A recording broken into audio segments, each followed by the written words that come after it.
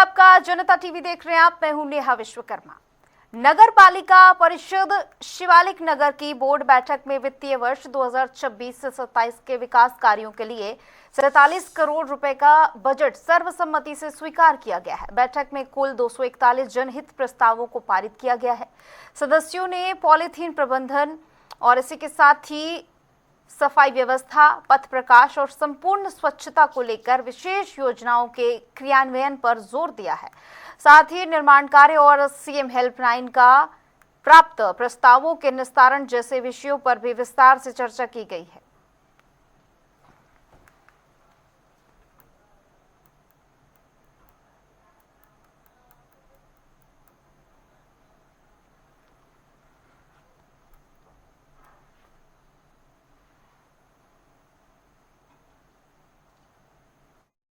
आज 3-4 ही थे और प्रस्ताव लगभग 250 के करीब थे, तो सारे प्रस्ताव सर्वसम्मति से निर्माण के पास हुए। मुख्य जो एजेंडा था वो नए वित्तीय वर्ष के लिए बजट पास कराना था, तो सभी सभासदों ने सर्वसम्मति से नए वित्तीय वर्ष के बजट को स्वीकृति दी है।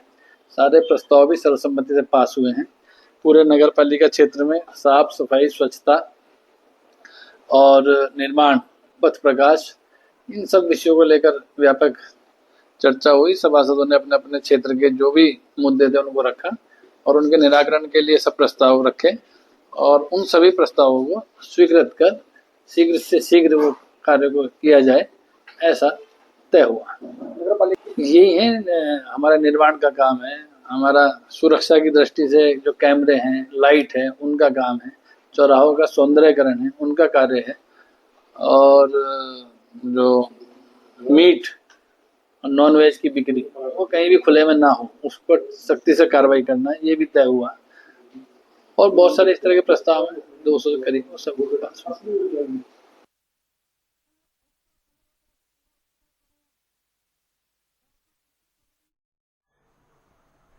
वहीं देहरादून में बढ़ती आपराधिक घटनाओं के मद्देनजर पुलिस महानिदेशक दीपम सेठ ने पुलिस मुख्यालय में उच्च स्तरीय बैठक की और बैठक में आईजी गढ़वाल, एसएसपी देहरादून और अन्य वरिष्ठ अधिकारी मौजूद रहे। बैठक में हॉटस्पॉट क्षेत्रों में पुलिस विजिबिलिटी बढ़ाने, पीजी और होम स्टे की निगरानी, बार पब्स पर नियंत्रण और सक्रिय आपराधिक तत्वों के खिलाफ अभियान चलाने के दिशा निर्देश दिए गए हैं। डीजीपी ने अधिकारियों को सतर्क और जवाबदेही रहकर आमजन की सुरक्षा सुनिश्चित करने के लिए कहा है। ये पहल ऑपरेशन प्रहार के तहत की जा रही है।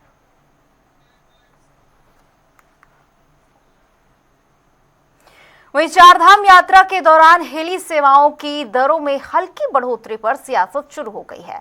बीजेपी ने इसे यात्रियों की सुरक्षा से जुड़ा हुआ जरूरी कदम बताया है। बीजेपी प्रवक्ता कुंवर जपेंद्र सिंह ने कहा है कि दरों में बढ़ोतरी बहुत मामूली है और इसे सुरक्षा के लिहाज से समझा जाना चाहिए। सरकार ने सभी हेलीकॉप्टरों की फिटनेस सुरक्षा करने और डबल इंजन हेलीकॉप्टर अनिवार्य करने के निर्देश दिए हैं ताकि तीर्थ यात्रियों की सुरक्षा पूरी तरह से बनी रहे।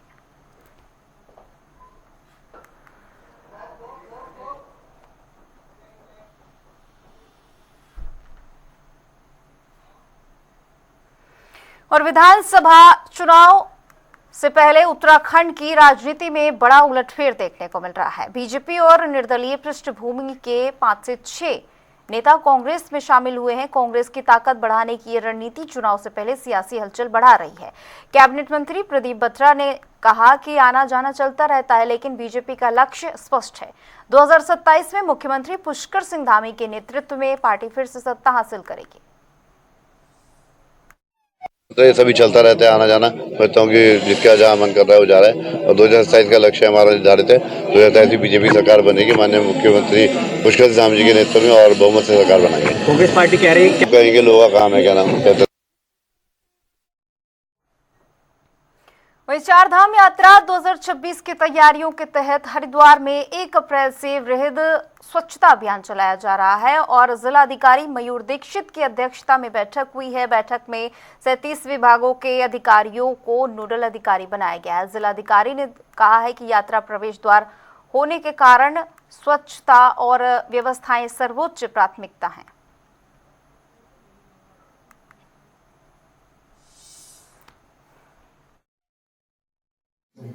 ये हमारा बृहद स्वच्छता अभियान पिछले वर्ष नवंबर से लगातार चल रहा है, जिसका एक चरण हमारा पूरा हुआ है, जो कि 4 धाम यात्राएं आने वाली हैं और इस संबंध में हमें फिर से तैयारियां करनी है।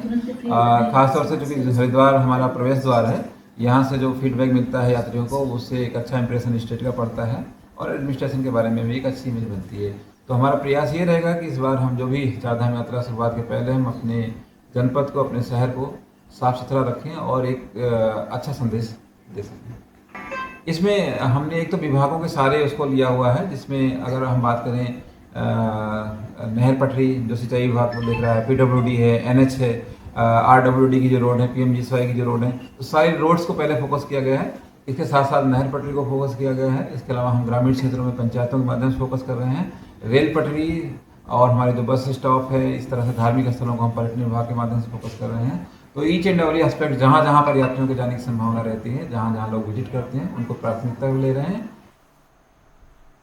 हरिद्वार में नए शैक्षिक सत्र की शुरुआत के साथ ही सरकारी स्कूलों में सभी किताबें समय पर उपलब्ध कराई गई हैं और जिले के 6 ब्लॉकों में छात्रों तक वितरित की जा रही हैं तेजी से। इसी के साथ ही मुख्य शिक्षा अधिकारी नरेश कुमार हल्दियानी ने प्राइवेट स्कूलों के लिए सख्त निर्देश जारी किए हैं। उन्होंने स्पष्ट किया है कि किसी भी प्रकार की मनमानी फीस, बिल्डिंग फंड या छिपी हुई चार्जिंग बर्दाश्त नहीं की जाएगी। इसके साथ ही छात्रों और अभिभावकों को राहत देते हुए कहा गया है कि नया बुक सेट खरीदना अनिवार्य नहीं है। छात्र पुरानी किताबों से भी पढ़ाई जारी रख सकते हैं। जी सर, आज से हमारा नया सेशन स्टार्ट हो गया है और उसमें माननीय हमारे शिक्षा मंत्री जी ने भी ऑनलाइन मीटिंग ली है और हमें निर्देश दिए हैं कि सभी विद्यालयों में समय से पुस्तकें पहुंच जाएं। तो हमने अपने जितने भी ब्लॉक्स हैं, हमारे 6 ब्लॉक्स हैं, सब में पुस्तकें पहुंच गई हैं और उसमें जो ना आज पुस्तक वितरण का कार्यक्रम चल रहा है और बहुत ही जल्दी हमें उम्मीद है कि जो ना कि हम सभी बच्चों को जो है पुस्तक उपलब्ध करा देंगे। जहाँ तक हमारे जो पब्लिक स्कूल्स हैं, उनको भी हमने निर्देश जारी किए हैं कि वो कहीं भी ऐसी फीस ना लें, यानी अगर कहीं एक बार एडमिशन हो गया है फिर नए क्लास में बचा जाएगा तो उनसे किसी भी तरह की कॉशन मनी या कोई बिल्डिंग फंड इस तरह की फीस ना लें। अगर बच्चे का एक बार एडमिशन हो गया है तो एक बार ही उन बच्चों से वो फीस लेंगे, बाकी नॉर्मल फीस जो है वो उनसे वो चार्ज कर सकते हैं। और उत्तराखंड में LPG की आपूर्ति को लेकर स्थिति पूरी तरह से नियंत्रित और सुरक्षित नजर आ रही है। खाद्य एवं नागरिक आपूर्ति मंत्री रेखा आर्या ने देहरादून में समीक्षा बैठक के बाद स्पष्ट किया है कि प्रदेश में कहीं भी गैस की कमी नहीं है और पर्याप्त स्टॉक समय पर उपलब्ध है। उन्होंने अधिकारियों को निर्देश दिए हैं कि वो 24 घंटे अलर्ट मोड पर रहें और सभी घरेलू उपभोक्ताओं तक होम डिलीवरी सुनिश्चित करें। हमारे यहाँ घरेलू गैस के जो कनेक्शंस हैं वो लगभग 35,55,559 हैं और हमारे जो व्यावसायिक गैस कनेक्शंस हैं वो 60,976 करीब हमारे गैस कनेक्शन हैं। तीनों को IOC, BPC और HPC के द्वारा जो है आच्छादित है और तीनों में से जो है यदि हम 30 मार्च तक में राज्य के पास में स्टॉक की बात करते हैं तो हमारे पास में 80,861 हमारे पास में घरेलू गैस का स्टॉक है। व्यावसायिक गैस सिलेंडर का स्टॉक जो है वो 12,146 है और मैं समझती हूँ कि अभी तक में घरेलू गैस की उपलब्धता को लेकर कोई समस्या नहीं है। जहाँ पे भारत सरकार की जो SOP जारी की गई है उस SOP में जो 25 दिन और 45 दिन का जो विषय रखा गया है शहरी और ग्रामीण क्षेत्र का, उसका अनुपालन हो रहा है। विश्व प्रसिद्ध चारधाम यात्रा 2026 की शुरुआत 19 अप्रैल से होने जा रही है और इसी के साथ ही यात्रियों की सुविधा और सुरक्षा के लिए हेलीकॉप्टर टिकट IRCTC की आधिकारिक वेबसाइट के माध्यम से बुक किए जाएंगे। बता दें आपको कि यूकाडा के CEO आशीष चौहान ने बताया है कि हेलीकॉप्टरों की फिटनेस और सुरक्षा सुनिश्चित की जा रही है। साथ ही यात्रा मार्गों पर आवश्यक व्यवस्थाओं का भी पुख्ता इंतजाम किया जा रहा है। एक रिपोर्ट देखिए। आगामी 19 अप्रैल से चारधाम विश्व प्रसिद्ध चारधाम यात्रा की शुरुआत हो रही है। वहीं चारधाम यात्रा की शुरुआत से पहले हमारे साथ हैं यूकाडा के सीईओ आशीष चौहान। सर, सबसे पहली बात, जो चारधाम यात्रा की रीढ़ कही जाए, जहां से लोग श्रद्धालु जो पैदल नहीं चल सकते हैं वो हेली सेवा का उपयोग करते हैं, इस हेली सेवा की शुरुआत कब से हो रही है और किस तरीके से रजिस्ट्रेशन किया जाएगा? हेली के जो टिकट्स बुक होने हैं वो हमारे 10 तारीख से होने की संभावना है और IRCTC के लेवल पे मेरे द्वारा उनसे बातचीत भी की गई है और आज एक मीटिंग भी रखी जा रही है उनके साथ। तो 10 से हमारे टिकट से स्टार्ट होने की संभावना है। ऑनलाइन की यदि बुकिंग की बात करें तो ऑनलाइन किस माध्यम से बुकिंग होगी, उसमें क्या है?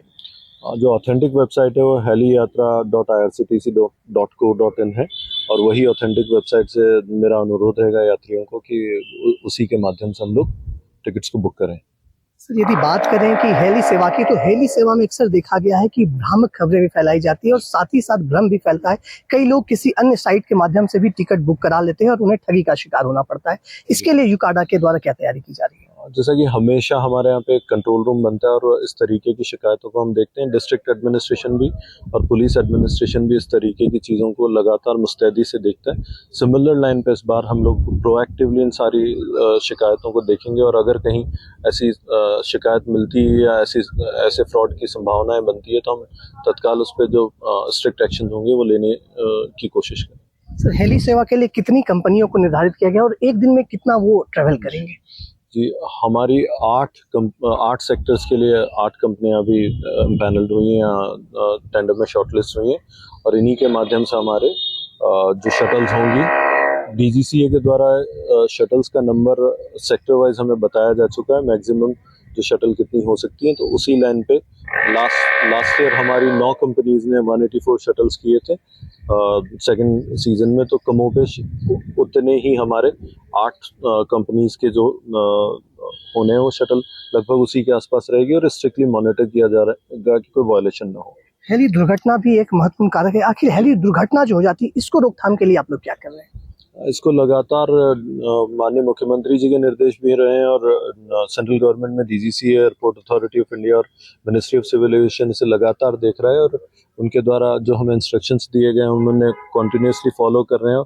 और इसी के क्रम में जो मौसम की सटीक जानकारी के लिए वॉच सीलोमीटर इस बार लगाए जाने, PTZ कैमरा पिछली बार लगा दिए गए थे, उनका नंबर हम लोग बढ़ाने वाले हैं। VHF सेट भी घाटी में हमारे लोग तैनात रहेंगे, तो VHF सेट के माध्यम से बदलते मौसम की सूचना देने के लिए इस बार 3 और VHF सेट नए लगाए जाने।